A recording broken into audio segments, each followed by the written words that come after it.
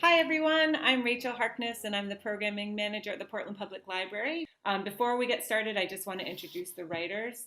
Arisa White is a Cave Canem Fellow and Assistant Professor of Creative Writing at Colby College.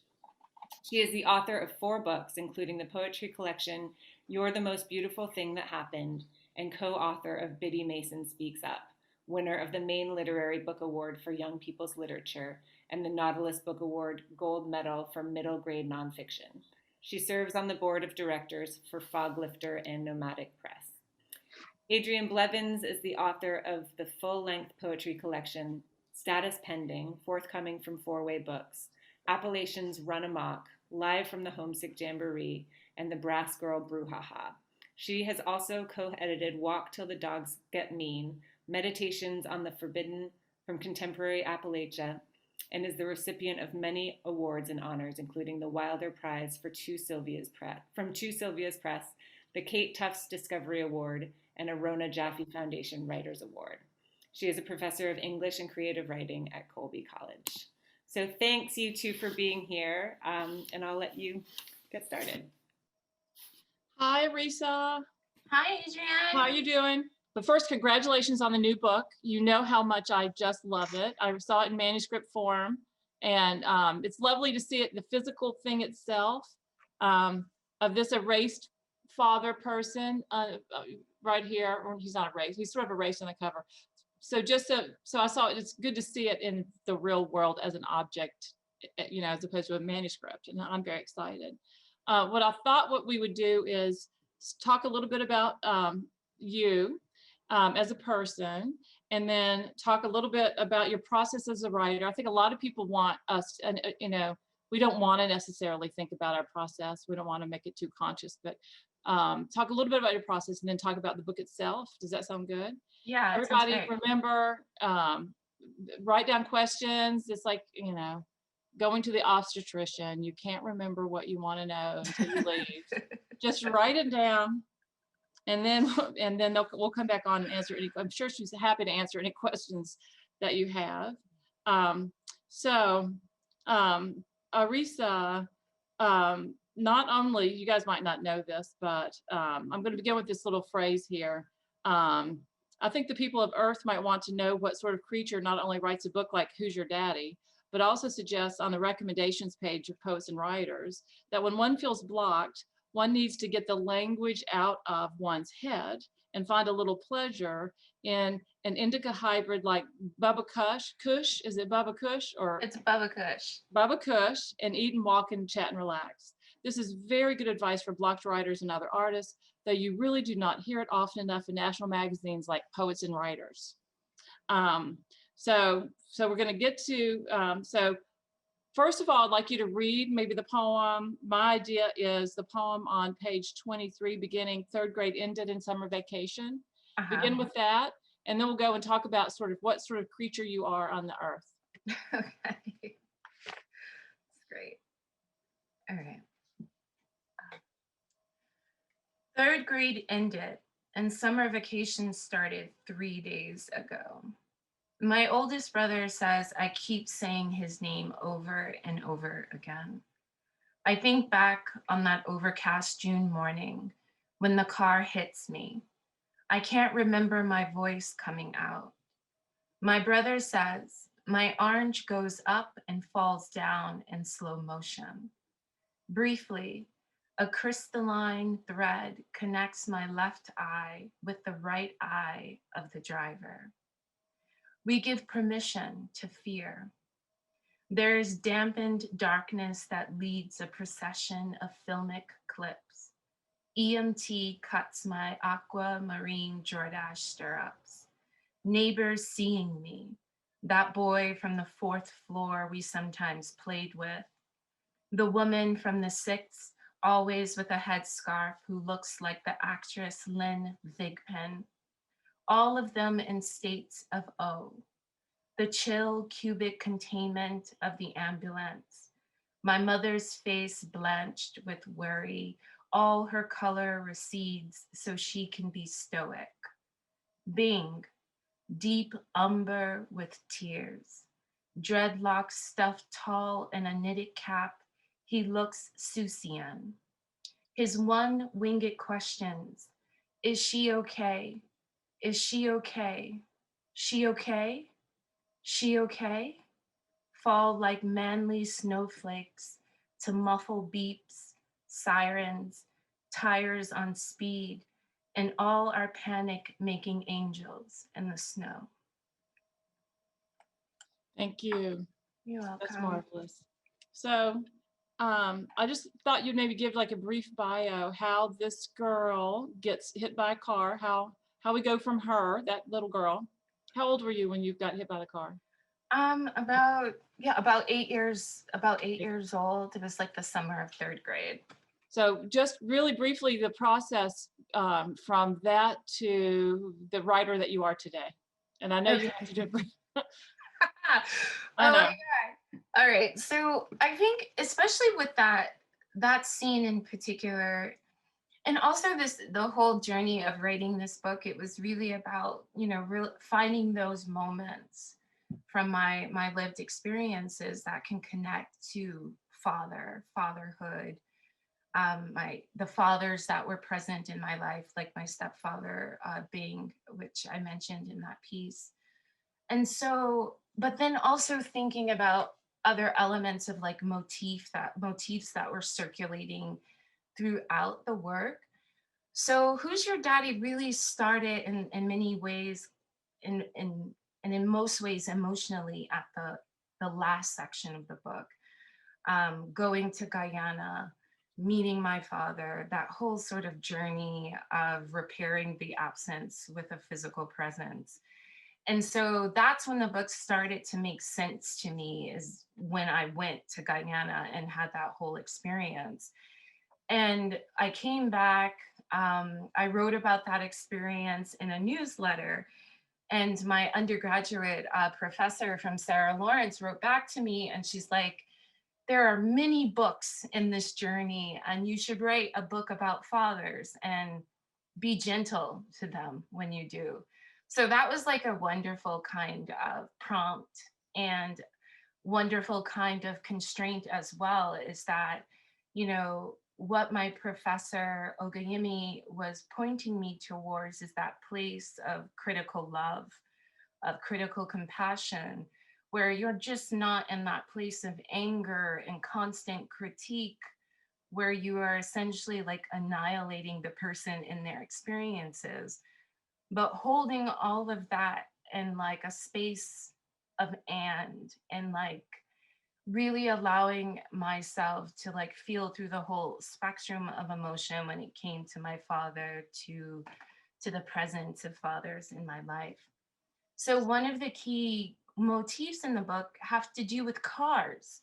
So one of the stories that my mom told me about my father, which I even still get wrong, which I love about memory, is that it allows you to like recast and put your own little bits and pieces on it. But my mom told me the story of meeting Gerald, my biological father, and that he taught her how to drive. And so basically I start thinking about, okay, this is the meeting of my mother and father. It's through a car, that sense of automobility and movement. And then also, that was also the same time period when my father, Gerald, moved from Guyana, South America to Brooklyn, New York. So once again, we're getting these kinds of pathways, these different journeys, these different kinds of migrations. And then also another story that my mom told me was that, the drive to the hospital, like she specifically remembered the drive to the hospital when I was born, and that there were all of these red lights, and that it was this easy birth. So already right there, the car is a part of thinking about father, thinking about who I am as a person. And then as I'm going through my memory bank for this book, of course, I'm going to bring in the accident that I had at 8 years old with a car. And that was also a very critical moment in my life as well, as I was transitioning from living with my grandma to my mom. So that's my own kind of migrations from one unit of a family to another as well. So that's why I started to write about that. And then I also remembered so clearly and so emotionally my stepfather being emotional in a way that completely contrasted my mother's expression. And I never saw Yeah. him like cry and just be effusive. And so like all of a sudden I felt like my life was worthy through his tears. Like it's almost like I became a human being when he became this emotional like person. Like, it was It's just this kind beautiful. of, yeah. Remember, take a note on this, because I think the very last poem, I don't know if we want to give it away and that people are going to have to go buy the book in order to read the last poem, because the last thing, the very last thing that happens also in a Cadillac. Yeah. And I don't want to necessarily give it away, but it's also sort of a car thing. But it's really interesting to me that so the book is really moving to me it's moving in lots of ways for lots of reasons. But one of the things that's so moving about it is how forgiving the speaker is. Mhm. She's very forgiving, and I personally get really upset by this person, Gerald. He's just so absent, and he's so not present, and and I don't want to mess everything up. So it's just really quite moving, how forgiven that forgiveness. And it's interesting to me that you begin in the past, you begin with the trip. Could you just tell them briefly about the grant that you wrote in the Dear Gerald project and how that kind of starts, and then you work your way backwards? That explains a lot about the process of writing this book. Yeah, definitely. And it's also, I feel like it's also like the process of just writing anything rooted in memory, right? You're in this present moment and then you have to go backwards. Yeah. And so, okay, so I got this grant. So essentially, like the book also started with another woman telling me what to do, and that's my mother. It's like this whole book is driven by a mother maternal force. And so I turned 33, my Jesus year, and she's like, "Do you want to rate your father in Guyana?" And I'm like, "Oh, I don't, I don't know. I don't know. I don't know Yeah. what to say." And so being the poet that I am, I started writing epistolary poems. And so that just became a part of this process of finding my voice, figuring out what I'm going to say, but also figuring out my relationship to him, right? It's like, as an adult woman, who am I now? Like, how can I make sense of all of my experiences to be like, this is Arisa, and here's Arisa to you, Gerald. And it actually made me become so accepting of all that I've been through. Like all of the things I've gone through is like a source of information that has shaped and molded me into the woman I am today. And I became proud of that. Like so that whole process was really kind of it built my authority as a voice. Definitely. Um, and so I'm amassing all of these epistolary poems, close to like 100 of them, some small, some big, all of them sort of beginning with Dear Gerald. And then I applied for this grant for the Center of Cultural Innovation based in Los Angeles. And I proposed this three-pronged project. So I would self-publish the epistolary poems into a chapbook called Dear Gerald. Then I would hold a series of community workshops for other people to write letters to their fathers, absent, dead, as well as patriarchal figures. And this was happening during the 2016 election. So people had a lot to say about invisible governance. And then a trip to Guyana, where I would like give my father this chapbook, and I would visit him in the country. I don't know, like that was like the third part. Everybody would hug, and you Yeah. would drink beer and be Something. happy. Yeah. And it was really great to kind of extend this question of like, who's your daddy to the community, because what I started to realize is that this question wasn't personal to me. Like the notion, the reality, and not only the notion of the absent father, the deadbeat, that's not me. That's like a social condition. So many other people are experiencing this. And also, a part of holding workshops, I also put out a call for letters. So I got letters from as far as the Philippines, a few letters from San Quentin. A few inmates wrote me letters, and we even went back and forth a few times. And it was just really kind of, it was refreshing and sad, that everyone had a similar story. It's like we all got, like, all of the fathers got the same memo. And so then I started to realize that my voice, this voice that I was kind of nurturing in this process, wasn't a personal I. It was becoming a communal I Yeah. as well. And so that gave me so much, like, that gave me so much more perspective. You know, it didn't just feel like I was just sort of looking forward and backwards on my own lineage, but I can look in this 360 way. I could take in other people's letters, other people's stories, cultural, you know, research around the absent father, what is fatherhood, music, documentaries, so that I could look for the father in so many places to kind of answer this question of who's your daddy. And that was like one of the exciting things about moving it from writing a letter to Gerald to this grant, expanding it, and it be this whole kind of community collective process that I could be a part of, that didn't make this question of not knowing my father feel like so shameful, you know? It's so moving. I don't know if you remember this because it was 1,000 years ago. It was really quite shocking at the time. But there's this book called The Kiss. I think it was Catherine Harrison. This woman, she writes this story about how she has an affair with her father. It was just, Oh, it wow. was gross and it was weird, but you couldn't put it down. I don't know if anyone else remembers this. You're like, good God. But it was filled with this kind of self-pity Hmm. that you know, it's like, you know, car wrecks in a way. And there's the way in which memoir can be filled with a kind of self-pity Mhm. that you completely avoid. There's not any self-pity. In fact, there's, you know, there's it does have the feeling of a kind of a coming of age a little bit. You know, Mhm. there's this way in which the speaker takes possession of her own life. And Mhm. but there's no self-pity in it. In fact, there's quite a lot of compassion. Um, and I do love what you say about the involve, and this is just the way you think anyway, but involving, it could be because you have all these siblings and you grew up That's with all these true. people and you're like this sense of community. So you don't have to bear it alone. And Yeah. you can really feel that, I think, in the book. Um, Mhm. and so your process of research, and I know you teach this in your classes, how do you just start looking for songs about fatherlessness in books? And, you know, I've been reading a lot of, I have to say this, and you know more about this than I do, but I've been reading a lot of books.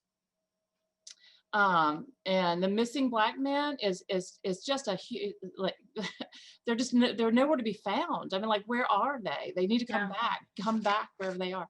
And so I guess there would be some text that you could use in the process. But how do you go find them? What's your process for finding the books that you use? And you do use these in the poem, so you build the poems sort of out of these other texts.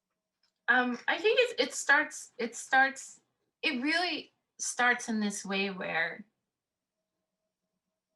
I just become awakened to everything around me. Like, the moment I'm sort of in this place of being driven by this kind of research question, everything is like twinkling with, like, notice me, which becomes really exciting. It's like, um, it's just this, like, my attention is just like turned and refreshed in these wonderful ways. So it starts with, like, really, you know, I'm writing, I have a notebook with me all of the time. And so it's like watching Netflix, and then, you know, you're watching something about a family in Florida and their drug dealing. And then it's this whole, like, bunch of, like, episodes about the fathers. And then you just start to notice, like, everything is available to you to use. And what then becomes interesting is, like, how can the poem hold this? Like, how can I sort of stretch and bend the boundaries of the poem, the line, the sentence, all of that, so that it's capable of holding, you know, Erykah Badu along with like Afrofuturistic thinking and work on, you know, I don't know, like Afro eco whatever stuff. So it's just like, Very yeah, so I think I just really just, you know, it's a combination of just going and, you know, going to the library, being like father stuff as I'm, you know, going through the different peer reviewed journals. But it's just staying open to like what can feed the poem. But you're doing all that. But here's the thing, the book, Mhm. you know, you start at the end and you go and you work your way backwards to the end, but it feels extremely well organized. Mhm. As it, so it reads, for those of you who haven't read it, it feels really like a novel. It reads like a novel, you know, Mhm. you organize the story and it's accessible. So it sounds like when we talk about it, it sounds like it would be confusing. Yeah, It's not, it's not. so do you have ideas about how to make such a thing coherent? Is that Mhm. just part of the revision process? Because it's just it's easy to read and fun to read, and it's not chaotic in a piecemeal. You know, some texts can become really hard to read, and it's just not hard to read. So it's, in fact, it's such a pleasure. Do you have strategies for that, or do you have attitudes about it, about clarity? I mean, I know we can go too far and it could be ridiculous, and about clarity, but it is clear. I think, I mean, one of the really biggest help to the whole organization of this came from my editor. So I think it's really important to have a reader you trust to be able to see your work at those vulnerable stages and kind of show you what you're doing and how you're doing it. But mostly, like, you know, with my editor, Kate Angus, she just asks these like really deep questions, you know, and then all of a sudden I'm like pulling pieces out. Or she'll notice something that's actually dead. Like it's just the quality of it is no longer serving the work. And then usually it'll, you know, she'll notice a huge section there. And this happened like, I think it, you know, I think I revised it once. I gave it to her and she's like, this section has to go away. And it was like about 11 pages. But Yeah. because she took that section out or questioned it, I had to rethink again. Like I had to rethink along the narrative line or trajectory I was building in the book and not necessarily my life now, right? So I think there's something about the revision process where now you're looking at the book, this energetic movement of story, and it's not about you anymore. So Yeah. you have to like, you have to figure out how to make this story work. And Yes. so, yeah, and so she'll pull out things that were actually like things I had to let go of in my own personal and emotional life.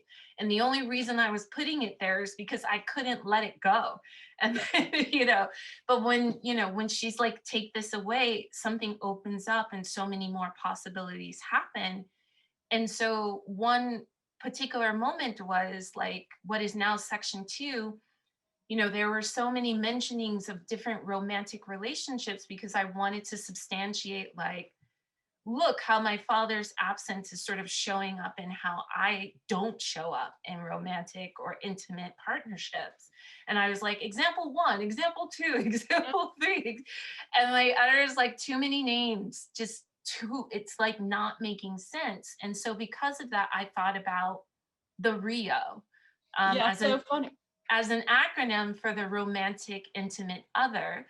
And the reason why I thought about these intimate relationships as a Rio was because then it's a river that connects to the land of many waters, which is what Guyana is translated to mean from Arawak, right? So it was like now I can reimagine these real life people from my life as this kind of imaginary force that's going to move me to my father's home country. So just moments like that The help. water, there's water everywhere. I mean, it's like the water flows, it begins with water and ends with water, and cars and all these things tie together really well. Why don't you just like take a break for everybody and just maybe read the, that's 49, maybe 49, 50 and 51, maybe a little series of those are We can Yeah. make that really popular in America now, the Rios, Yeah. which is romantic involvement. Wait a minute, what does it stand for? Romantic intimate others. Yeah. Romantic intimate others. That can be like a new meme, and we can, you know. Yeah. But maybe just read a couple of those just so people get an idea of what you're talking about. Okay, great. And then I think, one of the things you said about, memoir can be, very kind of self-pitying and sort of navel gazing. Like, and for me, I like to write from the point of the scar and not necessarily the wound. And so this idea of the romantic intimate other is very much that kind of like therapy language that I learned in the process of kind of healing myself. So I just wanted to mention that, like that, Yeah. I think that's one of the components as to why the work isn't self-pitying, because it's coming out of a healed place. I love Okay. that, Arisa. Scar instead of wound. Mm-hmm. Yeah. I break a woman's heart for reasons not her but me, for feeling romantically incompetent, for guilt that her needs do not matter to me. She is better off. Oh, she keens, a city of sound born from split metal and a felled mountain. The ripping reveals a network of rebarb never to hold earth again. She weeps a river, valleys wet, babbles creeks and baggage, sobs mistfully north to south. It is clear where we end now, and she is rushing far, then farther, pushing out her banks, making sure the flora and fauna damns my name. Romantic, intimate others are Rios, rivers reflecting, rivers eroding my edges, rivers running and rivers drying shudders. A Rio before confluxes with the Rio after, rivers opening up my heart for me to see. These fatherless Rios I love make themselves lost to be found, objects for the daily, keys and wallets, agendas and phones. They can't find their things seriously. Her stuff in nooks, spread and sprawled, commands attention, requires care. Irks me finding her glasses on her head, credit card in the jacket worn the night before, nail file on the table where she left it, notebook right there. They don't get stressed out, neck tight and shallow breath to look for what's mine. I never ask these rivers, where's my father? It's just so beautiful, and it still is a mystery to me that would actually be a part, become a sort of essential part of looking for the father. Mhm. Because it's almost like the speaker is looking for the father in herself, and she has to be her own father in a way, Yeah. that kind of thing. And it's really quite moving. I'm wondering, this is a good kind of place to elaborate on this. Another sort of theme of the book ends up being love and what love is, and this idea of presence versus absence. Have we already talked about how that happens in the last section of the book, or how there's a lot of healing in that, and or there's a lot of like explicit thinking about what love is and what love is not? Do you have any thoughts about that? There was like a few questions I was grappling with. So besides like, who's your daddy? And I actually think who's your daddy was like the last question.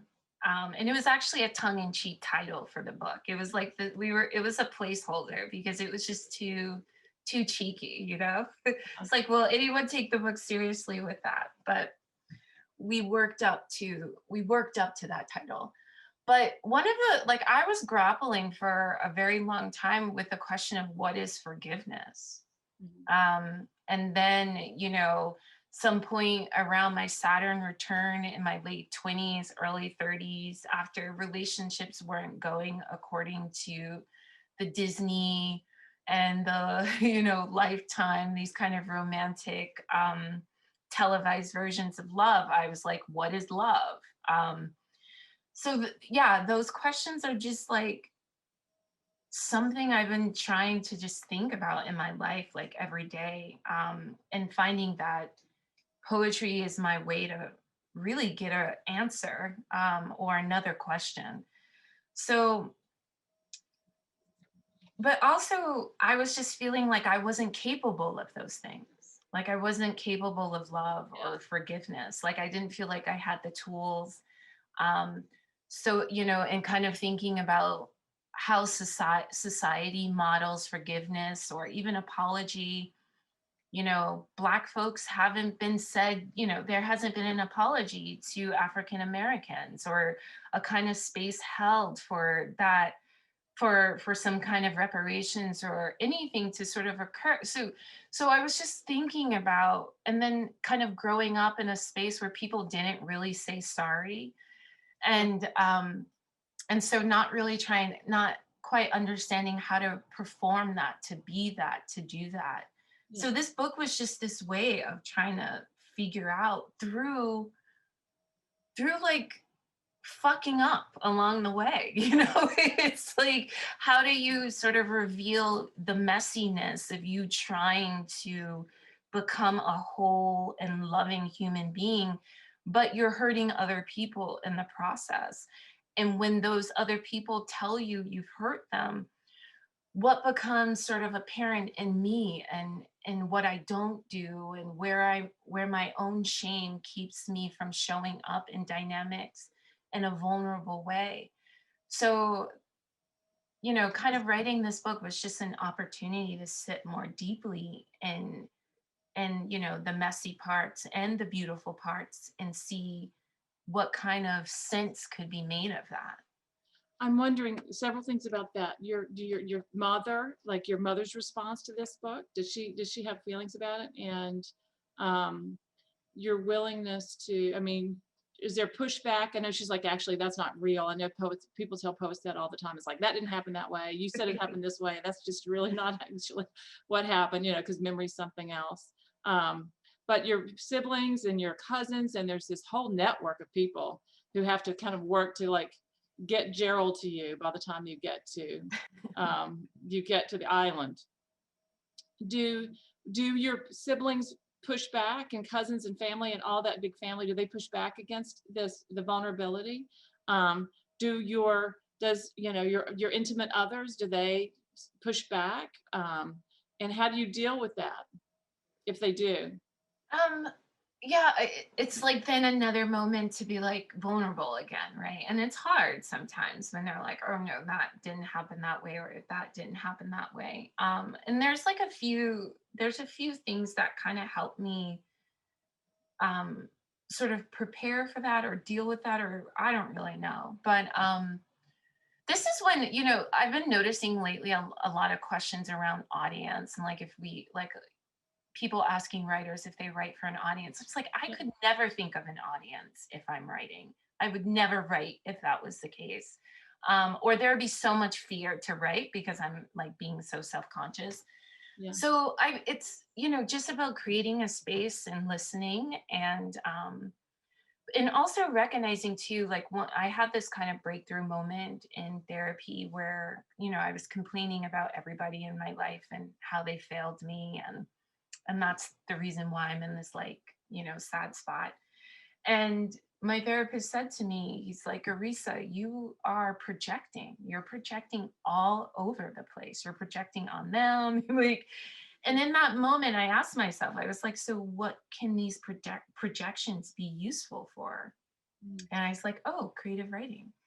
Like my poems. Because what I realized in that moment of projection is that, and this is when projection works really well in a creative space and not in reality.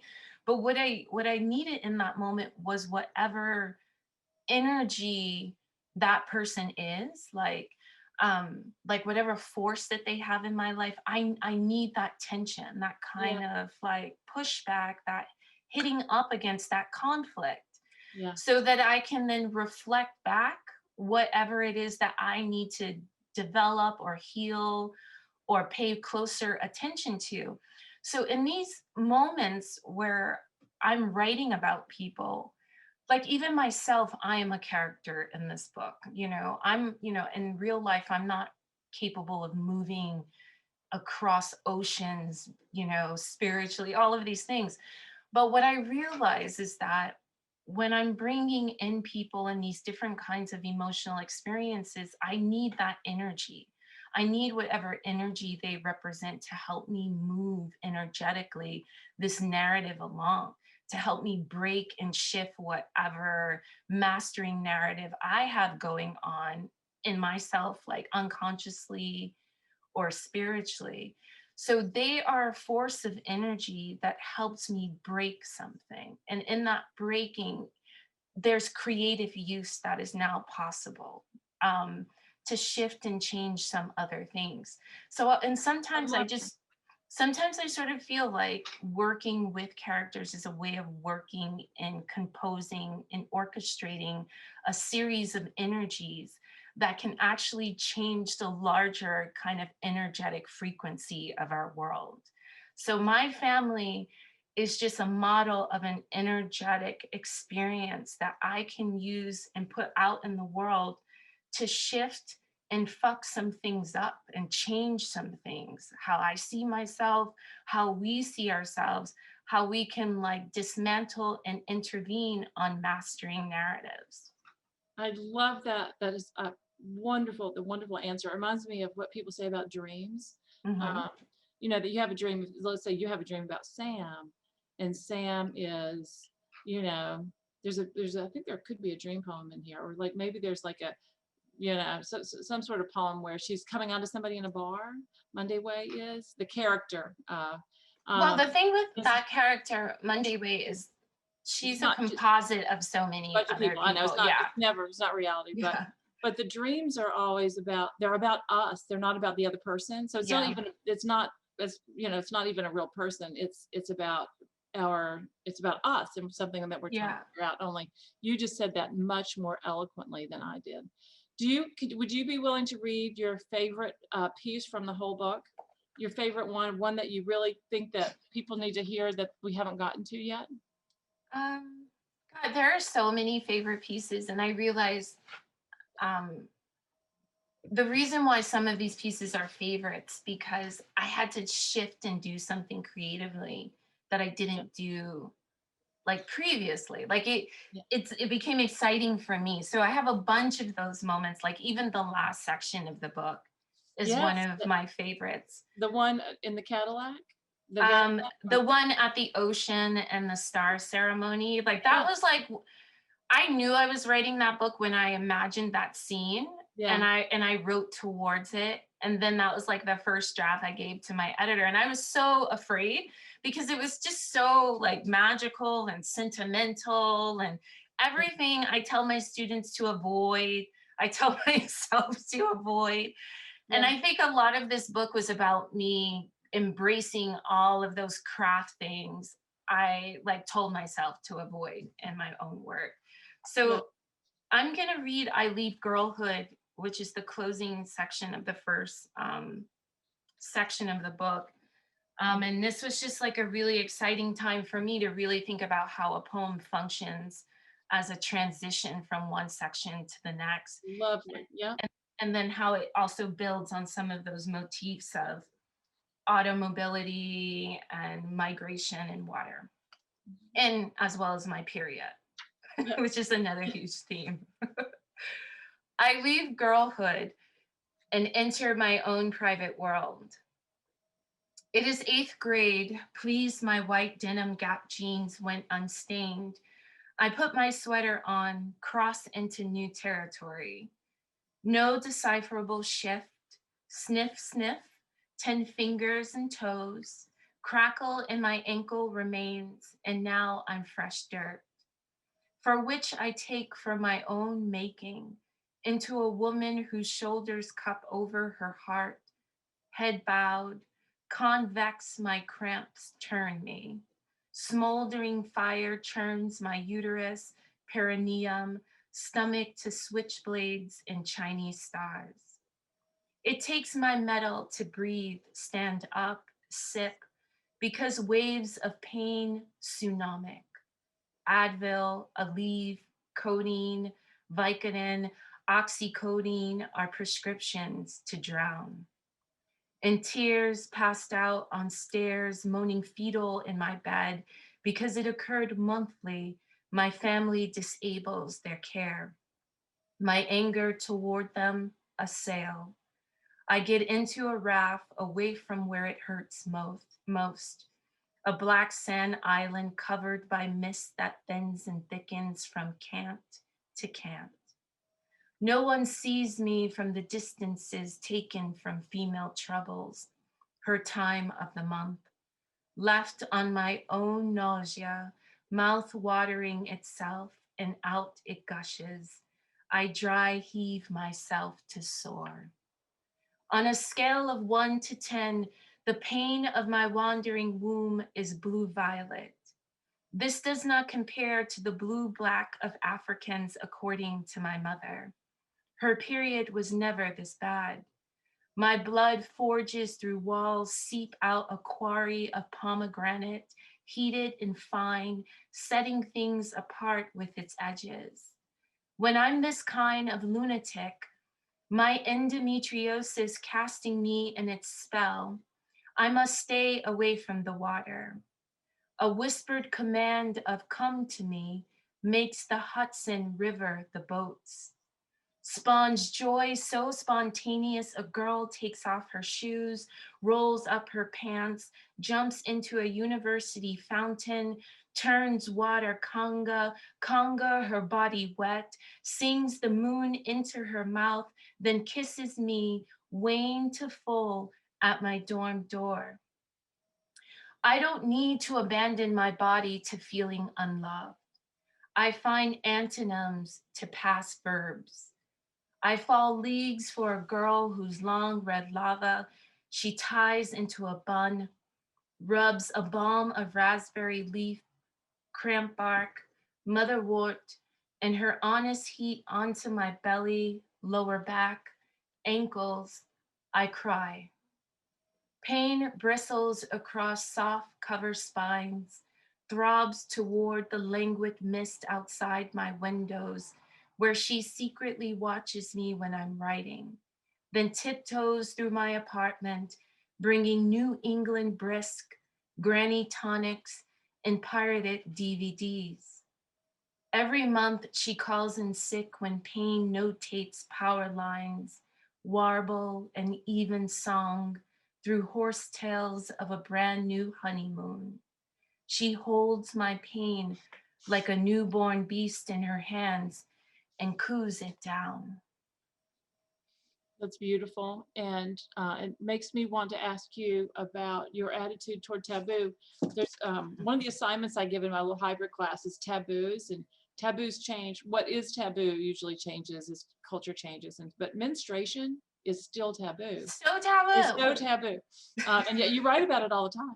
I do. Yeah, it's like a part of my magical powers. That's great. I was just going to ask you to think about why and there's also water, flow, liquid, it's a very wet book. Some literary critics said that men will write, and this was years ago too, but men, when they write, 5 pages go by before a gun shows up, and women, it's always water. And I don't know, then they go on and prove it, but I don't remember that part. But do you have feelings about, why do you seriously write about this? And taboo, coming up against taboo, is there some relationship? Is that also about tension and finding a kind of a way to keep yourself working, pushing back against things? Yeah, definitely. The tension is so creative. Also, and also imagining this, like my character, my narrative voice. I had to kind of take sort of the real life experiences, but I'll also amplify them so that they can do some fun things in the book. So yes, this book has this sort of serious trajectory of finding father and what that means, but there's a ton of play in it. And that was actually the saving grace of the work, to be able to kind of use those elements of taboo as sites for creativity, as sites for character development, as sites of information. And I often think like, you know, there's always this way in people like us sort of growing up in this culture where we are taught to not love ourselves, to not embrace our culture, how we speak, our bodies, our biological functions, whatever it may be. Like we have to often deny it to purify ourselves, whiten ourselves in whatever, you know, in whatever ways across races. I still think that purification whitening process has to like it happens. And so then you get to this point where you have to decolonize, and that's what's kind of happening. You know, the language is kind of apparent now around this process of like learning to embrace yourself, where you come from, your origins, a site of information and knowledge making and meaning making. And I just feel like I'm trying to get closer to those parts of myself that has been shamed and marginalized, and bring those parts to the center and start to see them as like, you know, forces, like forces of information that can shift and transform me, that can also bring like new language possibilities and imaginative experiences to my work. It's like when I allow myself to just be at ease with my, and you know, with a failure of allowing my subject verbs to agree, for my Brooklyn slang to come in and my Creole syntax to kind of activate, when I let all of that happen, I am like, I just feel like a poem. I feel like the most exciting, beautiful thing in the world, because it's just so exciting to listen to my own sounds or like the accents around me, and then the like everyday poetry and expression and how people are in the world. Because then what winds up happening is you start to see your like your culture, your people, your siblings as like beautiful, and that beauty is generative, and it teaches you how to take the shame, make it useful, and in that in that utility, that's when beauty gets created. And so that's, I'm just trying to make things beautiful by returning to origins. And I that just love that. And I miss talking to you so much. You're just inspirational. I'm sure your students feel that too. And here is Rachel. I think Rachel has joined us. Um, and Arisa, I just wanted to say that the whole conversation was amazing, but that last sort of description of your process and your work is so inspiring, and that was just a really beautiful description. So thank you. That was. We need to get that on a poster. We just need to like type it up and get it on a poster somewhere. Yeah. Well, the best we can do is a podcast for now. That'll help. That's a start. That's a start. But thank you to both of you for that lovely and very generous conversation.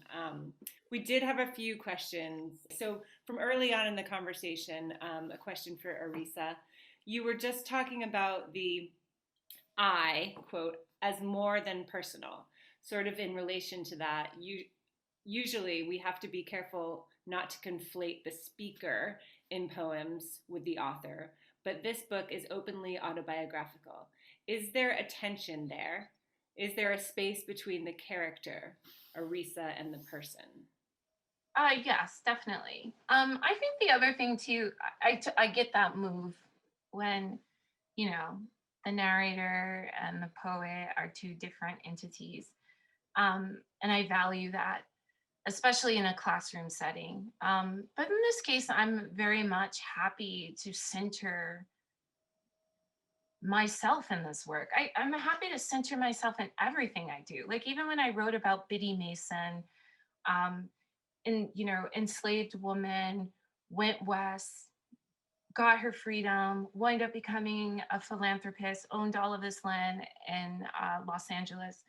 Even as I'm writing about someone like Biddy Mason, I feel like I'm still centered in it. And I think in some ways it would become more refreshing for us all to acknowledge and be transparent that this work is coming out of our bodies and our embodiment. And even when we are imagining characters that are drastically different from ourselves, you're still there, you're still connected. It's still a part of your imaginary that is rooted in you and your biological way of being in this world.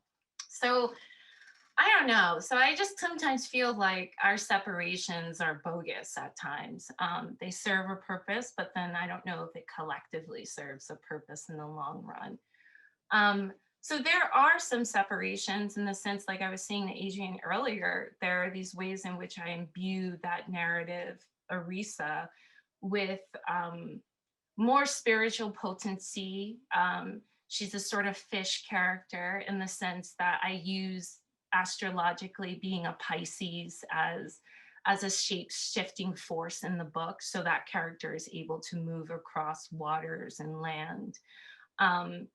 But then it's also all rooted in my emotional and many of my lived experiences, in part because we learn from each other. We learn from the quest that our deep questions have led us on. And it's that storytelling, that human capacity to share story, tell story, that unites us, because then we don't feel that sense of division or aloneness. And I think it's just important to not feel alone.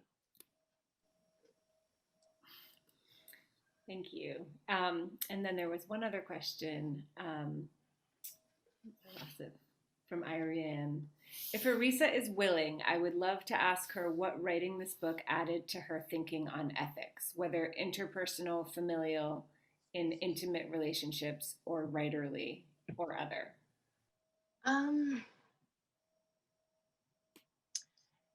It totally deepens my approach kind of ethically. But then at the same time, there's always that element as an artist, as a creative, where I'm disobedient, right? Where I have to be disobedient, because sometimes ethical sort of prescribed behavior is also sometimes playing into master narratives as well.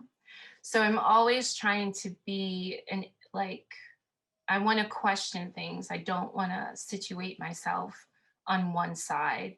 I want to be sort of slippery and fluid so that I can play devil's advocate, so that I can sort of see things from a different point of view. But what this does, what each book does for me is ask me about sort of how can what I'm creating participate in an ethics of care, right? And so, and often when I'm thinking about this ethics of care, sometimes you have to swallow Vicks in order to get better. And so sometimes you have to bump up against, there needs to be conflict. People need to tell you about yourself. They need to yell at you in order for you to shift or change. And sometimes that's what care looks like. And so sometimes when I write things, it may not be agreeable to other people. It may not feel well, but I'm still caring for you, because I'm asking you to think about, who's your daddy? Who are the powers that are regulating and mastering your life, who are not there? What are the ways in which you don't show up, in which you disappear and don't participate in the care and well-being and healing of the folks around you? How do you not provide or be a gift to those around you by sharing your knowledge and the difficulties that you've been in, and by asking yourself and other people difficult questions that will most likely put us in a place of discomfort? But in that place of discomfort, we can create some solutions for how to feel and be and know better. So I'm thinking more about this ethics of like critical care. That's not all about sweetness and tiptoeing and coddling folks. But it's like a kind of, there's the elements of extreme, like of the extreme, the wind, the floods, because those things will also challenge us to be stronger and better people. I hope that answers the question. Beautifully so, in my opinion. Yeah. Thank you so much. That was all we had for questions, which sort of winds us up right on time. I want to thank both of you, Arisa and Adrian, for that lovely conversation, and congratulations again on your book, Arisa. Thank you so much. Yeah, and to anyone still here on the audience, we'll have this up on our YouTube channel and our podcast series in a few weeks, so you can rewatch. I know I will, for sure.